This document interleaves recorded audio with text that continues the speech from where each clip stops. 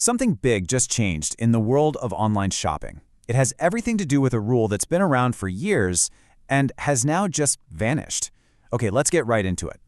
So have you noticed this? You go to buy something online from overseas, and suddenly it's way more expensive?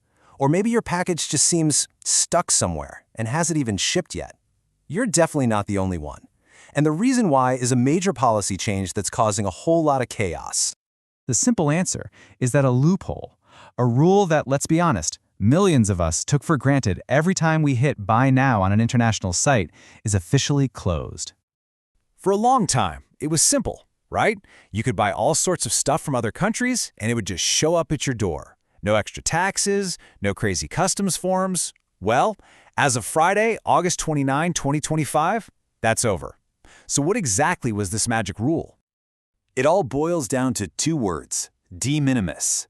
Let's break down what that actually meant for you and your online shopping. Okay, so the de minimis exemption was basically this. Any package valued at $800 or less could come into the United States completely tariff-free. I mean, no import tax, no duties, nothing. It was like a golden ticket for global e-commerce. And wow, did people use it. The growth here is just wild. We went from about 139 million of these tax-free shipments back in 2015 to, get this, 1.36 billion last year. That's a nearly tenfold jump. Let me put that a different way. Last year, we're talking about almost 4 million tax-free packages crossing into the US every single day. It was this massive, non-stop river of goods. Okay, so if this was so popular, why on earth would they get rid of it? Well, the administration had a few key reasons for shutting down this loophole. The official thinking, which actually got support from both sides of the aisle, kind of hit on a few different points. They said it would help stop fentanyl from being smuggled in, and that it would eliminate an unfair advantage for foreign companies. The idea was also to crack down on businesses that were, gaming the system to dodge tariffs. Really, the big goal was to level the playing field for American businesses.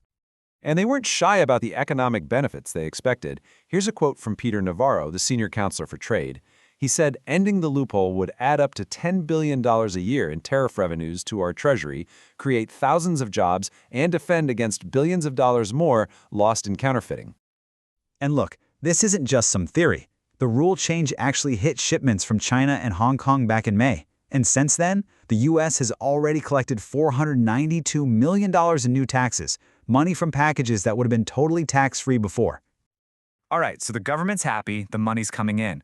But what does this actually mean for you, the person just trying to buy something? Well, for both shoppers and shippers, things have gotten, let's just say, messy. It really all comes down to how your package is shipped. See, if it's coming via an express carrier like UPS or FedEx, they've got the systems to handle the new duties. It's pretty smooth. But if it's coming through the regular postal service, from a foreign post office to the USPS, that's where the problem is. Those foreign post offices are now on the hook for handling all the U.S. customs duties, and honestly, most of them just aren't equipped for it. And the result of that? Pretty much chaos. A lot of foreign postal services have simply stopped accepting U.S.-bound packages altogether. I mean, think about it. For tons of small businesses overseas, the postal network was their only affordable way to reach American customers, and just like that, it's gone. Yeah, this one policy change is sending huge shockwaves through global e-commerce, hitting everyone from massive companies like Shein all the way down to tiny online shops. Let's look at a giant like Shein.